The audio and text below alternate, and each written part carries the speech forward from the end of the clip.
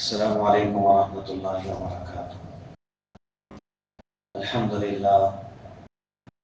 للہ وکفى وسلام علی عباده الذین اصطفى، اما بعد فاعوذ باللہ من الشیطان الرجیم، بسم اللہ الرحمن الرحیم۔ ومثل الذين ينفقون أموالهم ابتغاء مرضات الله وتثبيتا من أنفسهم كمثل جنة بربوة أصابها وابل فآتت أكلها ضعفين فإن لم يصبها وابل فطل والله بما تعملون بصير۔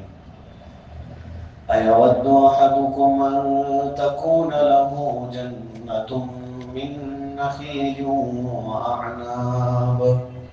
وأعناب تجري من تحتها الأنهار له فيها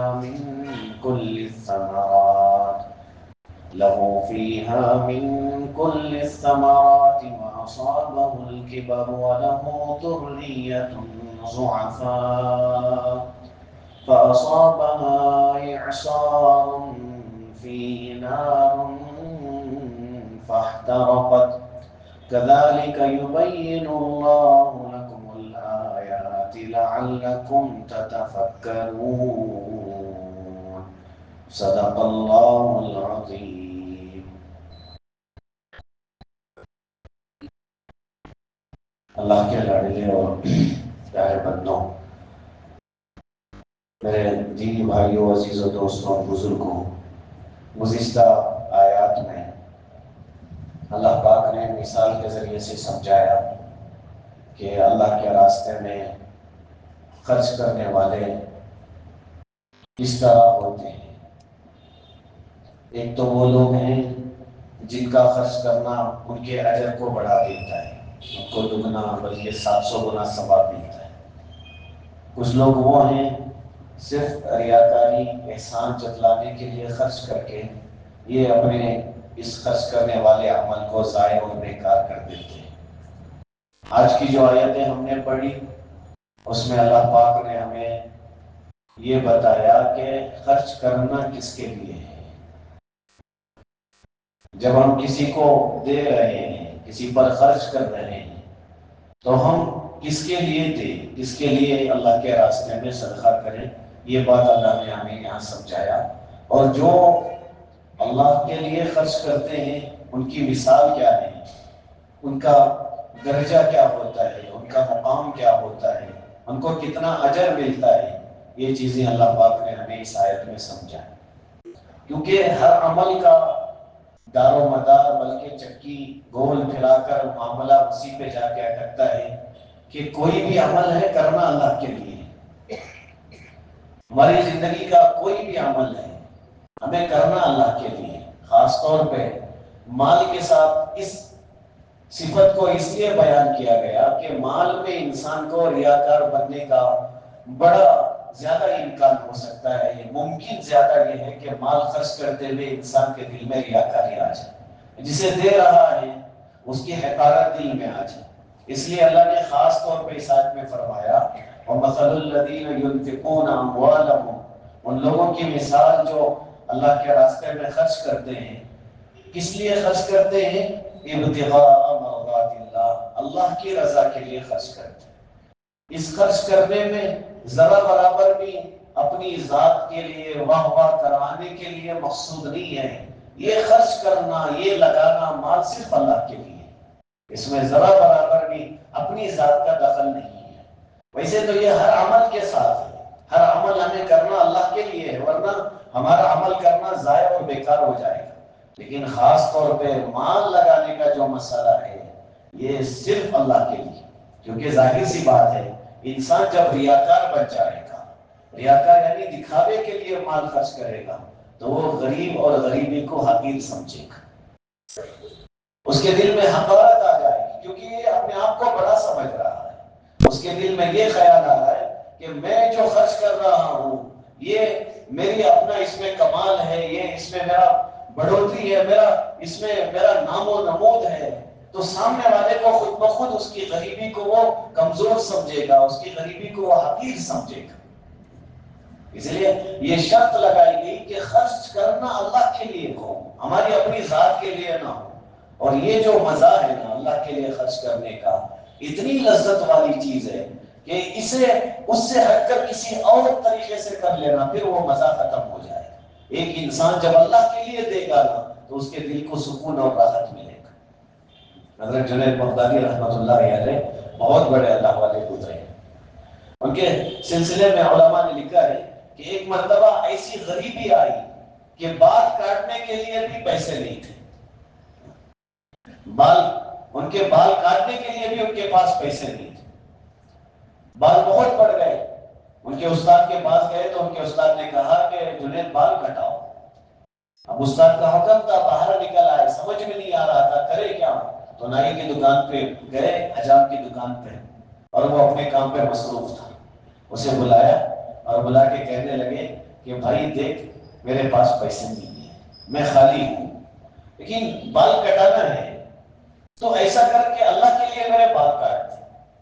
اس زمانے کے نائی میں بھی کتنا دین تھا، اللہ کے لیے کا کیسا مطلب وہ سمجھتے تھے۔ علماء نے لکھا ہے کہ جو بیٹھ کر اس سے بال کٹوا رہا تھا، اس نائی نے اسے فوراً اپنی جگہ سے ہٹایا اور حضرت جنید بغدادی کو اس جگہ پہ بٹھا کے بال کاٹنا شروع کر دیا۔ علماء لکھتے ہیں جب وہ بال کاٹ رہا تھا اس کی آنکھوں میں آنسو جاری تھے، وہ روتے روتے کہتا تھا کہ اس سے پہلے پیسوں کے لیے بہت سالوں کے بال کاٹے ہیں، آج پہلا موقع ہے اللہ کے لیے بال کاٹنا۔ آج مجھے اللہ نے موقع دیا کہ میں اللہ کے لیے آج بال کاٹتا ہوں، کیونکہ ہوتا ہے نا کہ انسان جب کسی کی مدد کرتا ہے تو اس میں احساس دلانے کی کوشش کرتا ہے کہ تمہارا نمبر آخری ہے، تم مفت میں لے رہے ہو تو تمہیں درمیان میں کیسے لے لو، تم آخری میں آنا، دیکھا جائے گا، کیونکہ تم تو فری میں کرا رہے ہو۔ لیکن اس نے غنیمت سمجھا کہ اللہ کے لیے جب مسئلہ آ رہا ہے اور مجھے موقع ہے اللہ کے لیے کاٹنے کا، تو جو بیٹا ہوا تھا اسے ہٹایا اور حضرت جنید بغدادی کو بٹھا کے اس نے بال کاٹنی شروع کر دی، اور رو رو کے کہہ رہا تھا کہ اللہ بڑا زمانہ لوگوں کے بال کاٹے لیکن پیسوں کے خاطر تھا، آج تیرے لیے ہے۔ حضرت جنید بغدادی دیکھنے لگے، اس سے بار بار کہتے تھے کہ بھائی پیسے میرے پاس نہیں ہیں، اللہ کے لیے کاٹ دینا۔ بعد میں خیال آیا کہ یہ بندہ کتنا مخلص ہے۔ یہ واقعہ اس لیے لکھا ہے علماء نے کہ جنید بغدادی رحمۃ اللہ علیہ ایک مرتبہ اپنے شاگردوں کے درمیان میں بیٹھ کے اخلاص سمجھا رہے تھے، اللہ کے لیے کرنے کا مطلب سمجھا رہے تھے۔ تو ایک شاگرد کھڑے ہو کے انہوں نے پوچھا کہ حضرت آپ جو اخلاص سمجھا رہے ہو آپ کو کیسے سمجھ میں آیا، اخلاص آپ کو کیسے معلوم ہوا کہ اللہ کے لیے کرنے میں مزہ ہے؟ انہوں نے کہا مجھے یہ چیز ایک حجام نے سکھائی ہے۔ پھر انہوں نے یہ واقعہ بیان کیا کہ جب میں نے جا کے کہا تو سب کو ہٹا کے مجھے اس جگہ پہ بٹھا کے بال کاٹ کے اور درد سے کاٹ رہا تھا، فکر سے کاٹ رہا تھا۔ کہتے ہیں مجھے خیال آیا کہ جب اللہ مجھے مال دے گا تو میں اسے مال اس پر خرچ کروں گا، میں اسے لگاؤں گا۔ جنید بغدادی رحمۃ اللہ علیہ کہتے ہیں واپس آ گئے، ایک عرصہ گزرا، فراوانی بھی، بہت سارا مال آیا، تو میں نے ایک تھیلی لی، اس میں بہت قیمتی قیمتی ہیرے اور میں نے اس میں پیسے ڈالے، پھر لے کے میں اس کا ارادہ کر کے اس کے پاس گیا، تھوڑا سا عرصہ گزر گیا، جا کے دیکھا وہ بندہ بیٹھا ہوا تھا، میں نے سلام کیا، اس نے جواب دیا، میں نے پوچھا تو مجھے جانتے ہو؟ اس نے کہا ہاں تم تو جنید بغدادی ہو۔ اس نے کہا تمہیں، حضرت نے کہا تجھے یہ بھی پتا ہے تو نے میرے بال کاٹے تھے اور اللہ کے لیے کاٹے تھے، تو نے پیسے نہیں لیے تھے؟ کہا حضرت ہاں پتا ہے۔ پھر حضرت نے اپنی وہ تھیلی نکالی کہ اس دن جو تو نے عمل کیا اس کے لیے میں تجھے یہ اجرت دے رہا ہوں، اسے لے لینا۔ لیکن وہ جو نائی تھا نا حجام، اس نے کہا میں تو آپ کو بہت بڑا اللہ والا سمجھتا تھا، آج پتا چلا کہ تمہارا اللہ سے کوئی تعلق ہی نہیں ہے۔ اور جواب ایک حجام کا تھا، اس نے کہا کہ تمہارا اللہ سے کوئی تعلق ہی نہیں ہے۔ آخر ہوا کیا؟ میں نے وہ پیسے تجھے دینا چاہا تو اتنی بڑی بات تو نے کر دی۔ اب اس نے کہا کہ جنید جو اللہ کے لیے کیا جاتا ہے نا اس کی اجرت نہیں کی جاتی۔ اس دن تم نے آ کے کیا کہا تھا؟ اللہ کے لیے کاٹتے تھے، پھر میں نے اللہ کے لیے کیا تھا اور آج آ کے تم اس کی اجرت دے رہے ہو، تمہیں پتا نہیں کیا؟ اللہ کے لیے جو کام کیا جاتا ہے اس کی اجرت نہیں لی جاتی. اس لیے قرآن کی ایک آیت ہے وَيُطْعِمُونَ الطَّعَامَ عَلَىٰ حُبِّهِ مِسْكِينًا وَيَتِيمًا وَأَسِيرًا. اس کے الگ الگ واقعات علماء نے لکھے ہیں. اس میں ایک واقعہ حضرت علی رضی اللہ عنہ کے گھرانے کا ہے. جس دن وہ کھانے کے لیے بھوکے ہیں, کچھ کھانے کے لیے جو بنا کے بیٹھے تھے, فقیر نے آ کے مسکین نے آ کے کہا کہ اللہ کے لیے دے دو, تو اس گھرانے نے اپنے سے پہلے اس فقیر کو دینے کو مناسب سمجھا کیونکہ اس نے اللہ کے لیے مانگا تھا. اس لیے سارا گھرانہ حضرت فاطمہ رضی اللہ عنہ نے جب اپنے حصے کا اسے دینے کا ارادہ کیا تو حضرت علی نے پوچھا صرف تمہارا حصہ کیوں؟ حضرت فاطمہ نے فرمایا کہ اس نے دو باتیں کہی ہیں. پہلی بات اس نے یہ کہا او رسول اللہ کے گھرانے والوں اللہ کے لیے دے دو. رسول اللہ کے گھرانے کا واسطہ دے رہا ہے, میں میرا نبی کی لاڈلی بیٹی ہوں, زیادہ حق میرا بنتا ہے کہ میرا حصہ دے دوں.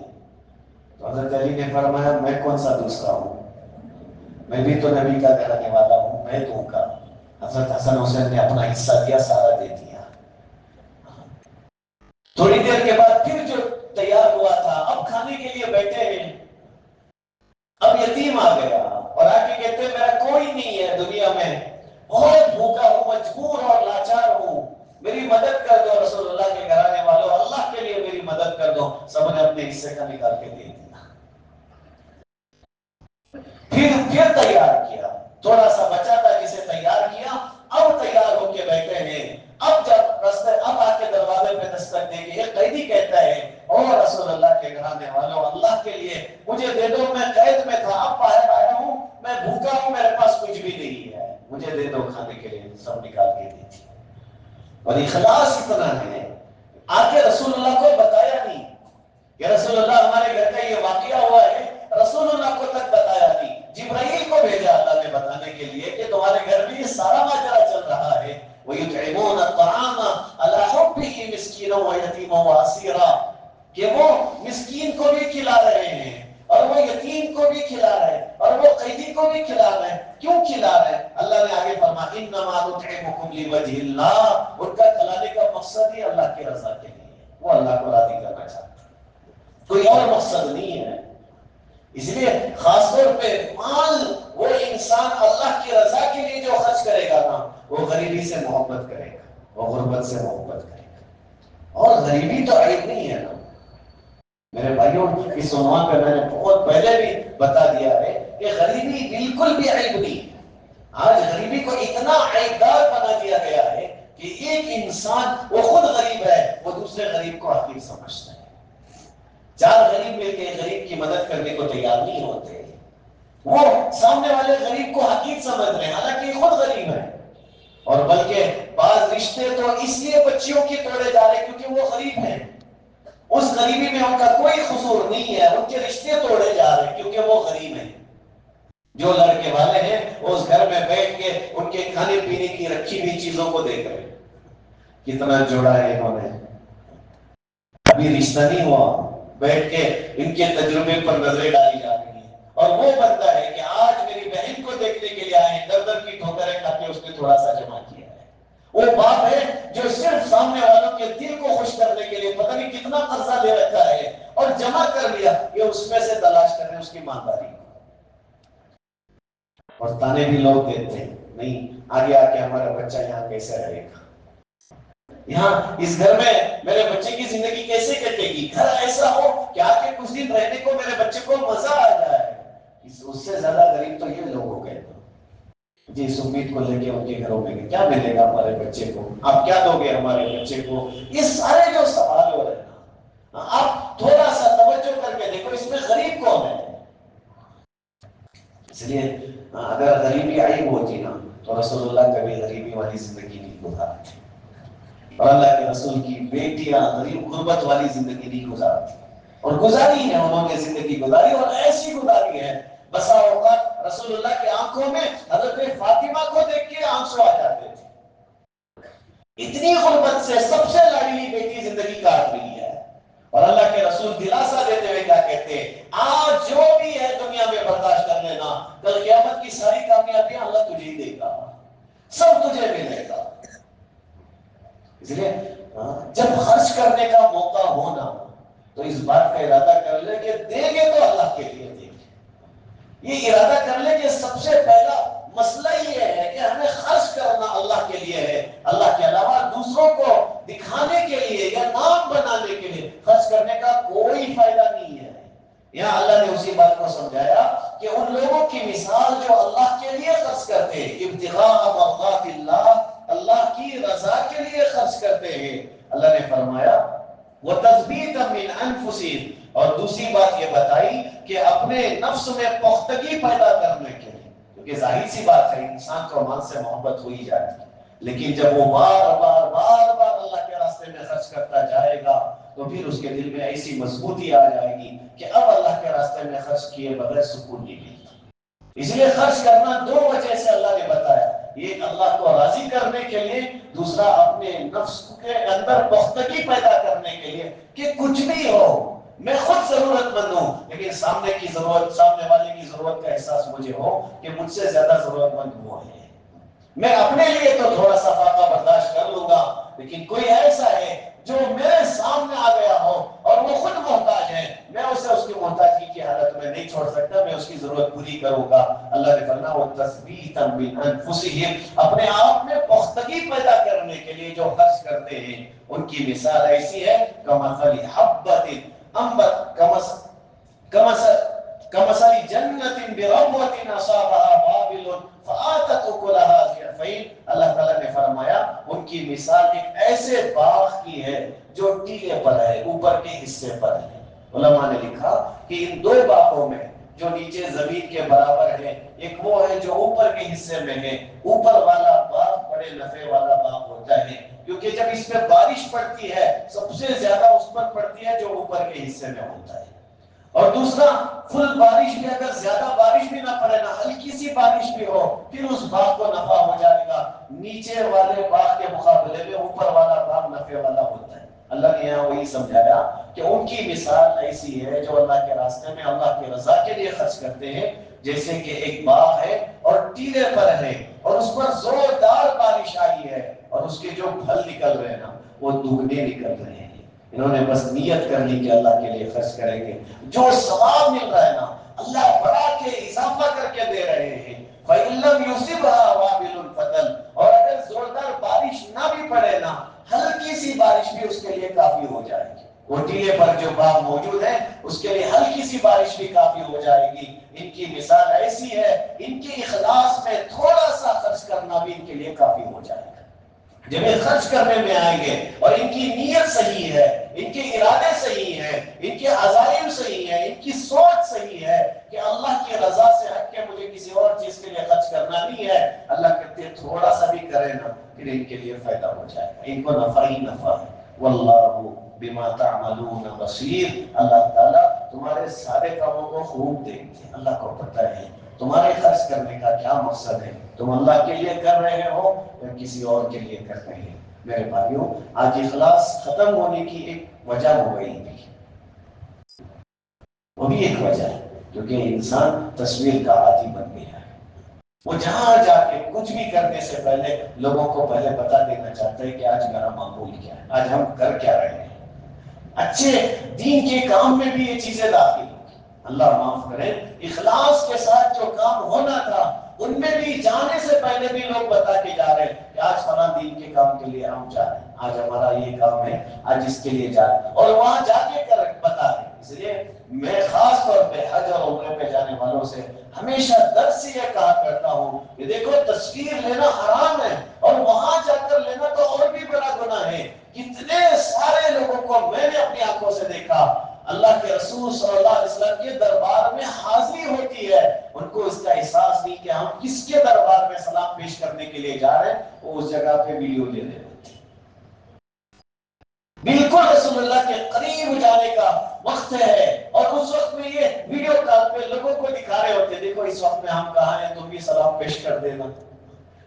بڑا عجیب لگتا ہے. یہ وہ جگہ ہے, علماء نے لکھا, امام ابو حنیفہ رحمۃ اللہ علیہ جب مدینے میں گئے 3 دن انہوں نے قیام کیا, 3 دن کے بعد جب یہ جانے لگے تو مدینے کے لوگوں نے روک لیا, کہا حضرت آپ نہ جائیں, آپ رک جائیں, آپ کے علم سے ہم تھوڑا سا فائدہ اور لینا چاہتے ہیں.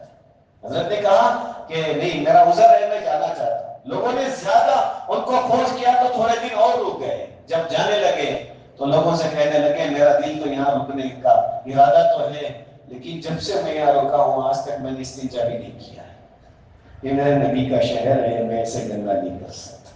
لوگوں نے ایسے قدر کی ہے، لیکن لوگ وہاں جا کے اپنے کتنے اخلاص سے سلام پیش کرنا تھا رسول اللہ کے روزے پہ کھڑے ہو کے، لیکن یہ لوگ وہاں ویڈیو بنا رہے ہوتے ہیں، مسجد نبوی میں نماز کے لیے گئے وہاں بنایا، حرم میں حالت حرام میں یہ تصویریں لے رہے ہوتے ہیں۔ میرے بھائیوں اسی طرح جب کسی کو خرچ کرنے جا رہے ہیں، کسی کو دینے جا رہے ہیں، خاص طور پہ اس کی تصویر بنا کے اس کو ذلیل کر دیتے ہیں، ان کو نہیں پتا یہ کیا، یہ سوچ رہے ہیں کچھ یادگار چیزیں ہم محفوظ کر رہے ہیں، ان کو نہیں پتا سامنے والے کے دل پہ کیا گزرتی ہے۔ تھوڑی دیر کے لیے یہ سوچ لینا کہ آج جو بچی کھڑی ہے کل کے دن اگر میری بچی اس لین میں کھڑی ہو گئی تو پھر کیا ہوگا۔ اللہ بما تعملون بصیر، اللہ کہتے ہیں اللہ تمہارے سارے کاموں کو دیکھ رہے، اللہ کو پتہ ہے کیوں خرچ کرنا چاہتے ہیں۔ اس لیے ایک انسان خرچ کرنے کے بعد گزشتہ میں نے بتایا کئی سال گزر گئے، بعد میں جا کے تذکرہ کر رہا ہے اور دل میں یہ خیال ہے کہ لوگ اب مجھے کہیں کہ ہاں یہ تو بڑے خرچ کرنے والے ہیں، تو پھر یہ اتنے سالوں پہلے جو خرچ کیا تھا وہ سارا ثواب بیکار ہو جائے گا، سب ختم ہو جائے گا۔ اللہ نے آگے کی آیت میں اسے ہی سمجھایا، اَيَوَدُّ أَحَدُكُمْ أَن تَكُونَ لَهُ جَنَّةٌ، اللہ نے فرمایا کیا تم میں سے کوئی یہ بات پسند، کسی کو یہ بات پسند آئے گی، کوئی اس بات کو پسند کرے گا کہ اس کا ایک باغ ہو کھجوروں کا، اور اس میں انگور بھی لگے ہوئے ہوں، اس میں کھجور بھی ہے، بہترین باغ ہے، اور اس میں انگور بھی ہے، اور اس کے نیچے نہریں بھی جاری ہیں، پانی کو بھی مشکل نہیں ہے، پانی بھی وہاں موجود ہے، تجری من تحتها الانہار، اس کے نیچے نہریں بھی جاری ہیں، لہو فیہا من کل الثمرات، اس شخص کے ہاں اس باغ میں ہر قسم کے پھل موجود ہیں، بڑا خوبصورت باغ سجایا، ہر قسم کے پھل ہیں، انگور ہیں، کھجور ہیں، ساری چیزیں، پانی بھی میسر ہے، وَأَصَابَهُ الْكِبَرُ، یہ انسان بڑا ہو گیا، اسے بڑھاپا آ گیا، وَلَهُ ذُرِّيَّةٌ ضُعَفَاءُ، اور اس کی جو اولاد ہے وہ کمزور ہو گئی۔ یہ جو بات اللہ نے بتایا، حضرات مفسرین نے فرمایا بوڑھا انسان اب دوسرا باغ نہیں بنا سکتا، یہ خود کمزور ہو گیا، ایک بات ہے۔ دوسری بات یہ ہے کہ انسان کو سب سے زیادہ آسان روزی کی جو ضرورت ہوتی ہے وہ بڑھاپا ہوتا ہے۔ جوانی میں ایک نہیں تو دوسری کوشش کر لے گا، لیکن بڑھاپے میں سب سے زیادہ انسان کو آسان روزی کی ضرورت پڑتی ہے۔ رسول اللہ صلی اللہ علیہ وسلم کی دعاؤں میں یہ دعا ملتی ہے، اللہ کے رسول نے اللہ سے مانگا کہ اللہ میری وسعت والی روزی مجھے اس وقت میں دینا جب میری زندگی ختم ہو رہی ہے۔ اللہ کے رسول نے مانگا ہے اللہ سے کہ اللہ مجھے روزی میں جو وسعت ہے نا، آسانی جو ہے نا، وہ میری زندگی کے اس حصے میں دینا جب میں بوڑھا ہو گیا اور میری زندگی کے آخری وقت ہو، میری زندگی ختم ہونے کا زمانہ جب قریب آئے، اس وقت مجھے وسعت والا۔ اس سے پتا چلتا ہے کہ انسان کو سب سے راحت والی چیز اس کے بڑھاپے میں وسعت والی روزی، آسانی والی روزی ہوتی۔ اللہ نے یہ فرمایا اسے بڑھاپا بھی آ گیا ہے، مسئلہ اولاد کر لے گی، اللہ کہتے ہیں وہ اولاد بھی کمزور ہے، وہ بھی طاقتور نہیں ہے، وہ بھی کمزور ہے۔ اب یہ انسان جو اس کا اتنا خوبصورت باغ ہے، فَأَصَابَهَا إِعْصَارٌ فِيهِ نَارٌ فَاحْتَرَقَتْ، اب اس باغ میں ایسا گولا آ کے پڑا آگ کا جس نے سارے باغ کو جلا دیا۔ اس کا بنا بنایا باغ، اتنا خوبصورت باغ جو اس کی کمزوری کے ایام میں جب اس سے بڑی ساری امیدیں لگی تھی، اب اس میں ایک آگ کا ایسا بگولا آ کے گرا ہے، سارے باغ کو اس نے ختم کر دیا۔ مثال سے اللہ نے سمجھایا کیا یہ بات کوئی پسند کرے گا کہ اس کے بڑھاپے میں اسے ایسے حالات آ جائے؟ کون ہے جو اس بات کو پسند کرے گا؟ اللہ یہ سمجھانا چاہتے ہیں آخرت میں سب سے زیادہ انسان ضرورت مند ہوتا ہے، وہاں خود اس کی اولاد اس کے ساتھ نہیں آئے گی، وہ سب کمزور پڑے ہوں گے۔ اس وقت میں جس امید کو لے کے آ رہا ہے کہ میں نے بڑا اللہ کے راستے میں خرچ کیا ہے، آج مجھے بڑا ثواب ملے گا، لیکن اس نے دکھاوے کے لیے کیا تھا، فاحترقت، وہ سارا ثواب جل کے راکھ ہو گیا ہے۔ جیسے اس انسان کا باپ اس عمر میں جب ضائع ہوگا اسے افسوس ہوگا، اس سے کہیں زیادہ اس انسان کو افسوس ہوگا جسے آخرت میں اللہ کے راستے میں خرچ کرنے کی امید جو لے کے آیا ہے، لیکن ریاکاری کی وجہ سے اس کا سارا ثواب ختم ہو گیا۔ اللہ نے یہ بات ہمیں مثال سے سمجھائی کہ صرف نیت بدلی، اللہ کے لیے نہیں تھا تو خرچ کیا ہوا سارا ضائع ہو ہو جائے گا. كذلك يبين الله لكم الآيات. اللہ کہتے ہیں اسی طرح اللہ مثالوں کو، اللہ کی ان آیتوں کو واضح طور پر کھول کر اللہ جو بیان کرتے ہیں، لعلکم تتفکرون، تاکہ تم فکر کرو، سوچو اس بارے میں، غور و فکر کرو کہ جسے خرچ کر دیں، جس پر تھوڑی بہت امید لگی ہے، کل قیامت کے دن پتہ چلا کہ یہ کچھ بھی نہیں تھا تو پھر کتنا افسوس ہو جائے گا، آخرت میں کتنا درد ہو. اور میرے بھائیوں، یہ طے شدہ بات ہے. میں ہمیشہ اس عنوان پہ کہا کرتا ہوں کہ اللہ ہمیں اگر خرچ کرنے کی جو لذت ہے نا، یہ ہمیں پتہ چل جائے نا، پھر ہمیں یہ لذت بچانے میں نہیں آئے گی. اور جسے ہم بچا رہے کیا سوچ کے بچا رہے ہوتے ہیں کہ یہ ہمارے کام آئے گا، لیکن رسول اللہ صلی اللہ علیہ وسلم نے صاف فرمایا، آدمی مال کو اپنا مال کہتا ہے، لیکن اپنا مال وہ ہے جسے اس نے خرچ کر دیا یا اللہ کے راستے میں دے دیا، جسے لگا دیا، جسے اللہ کے راستے میں غریبوں کی مدد میں، وہی اس کا مال ہے. باقی جو رکھا ہوا ہے نا، یہ اس کا نہیں، اس کے اولاد کا، اس کے وارثوں کا مال ہے، یہ اس کا اپنا مال نہیں ہے. اور جو حالات آ رہے ہیں کل کے دن وہی حالات رہیں گے، اس کا کیا پتا. ایک بڑا عجیب واقعہ میں نے پڑھا کہ ایک انسان، ایک میاں بیوی عید کے دن بڑی خوشی سے اپنے گھر میں بیٹھے تھے. عید کا دن ویسے بھی بڑی خوشی کا ہوتا ہے، بڑی خوشی کا ماحول تھا. کھانے کے لیے بیٹھے تو دروازے پہ دستک آئی. کوئی مجبور انسان ہے، دروازے پہ کھڑے ہو کے آواز لگا رہا ہے، میری اللہ کے لیے مدد کر دو، مجھے کچھ پیش کر دو، دے دو، میں ضرورت مند ہوں. تو بیوی ہوتی، وہ نیک صفت تھی، شوہر بھی نیک تھے. کہا کہ جو بھی پکا ہے تھوڑا تھوڑا سا لے جا کے اسے دے دو، ضرورت مند آیا ہے دروازے پہ. ساری چیزیں لے کر دروازے پہ گئی، لیکن ایک دم سے دھنام کی آواز آئی. شوہر پریشان ہو کے دوڑے ہوئے آیا تو دیکھا بیوی بے ہوش ہوئی پڑی ہے. فقیر چلا جا چکا ہے، وہ چلا گیا ہے، لیکن بیوی بے ہوش پڑی ہے. شوہر نے اٹھایا، تھوڑی دیر کے بعد افاقہ ہوا تو شوہر نے پوچھا کیا ہوا. تو بیوی نے اسے بڑے احترام سے بتایا کہ آپ کو یہ پتا ہے کہ میرا آپ سے جو نکاح ہوا ہے اس سے پہلے بھی میں کسی اور کے نکاح میں تھی. اس نے کہا وہ تو بات پہلے ہو چکی تھی، مجھے پتا ہے. تب اس نے کہا کہ وہ جو میرا شوہر تھا نا، وہ جو جس سے میری طلاق ہوئی ہے، آج دروازے پہ جو کھانے لینے آیا تھا وہ وہی انسان تھا. اور پھر اس نے بتایا کہ ماجرا یہ ہے کہ ایسے ہی ایک دن تھا جس دن میں اور وہ کھانا دسترخوان پہ لیے بیٹھے تھے.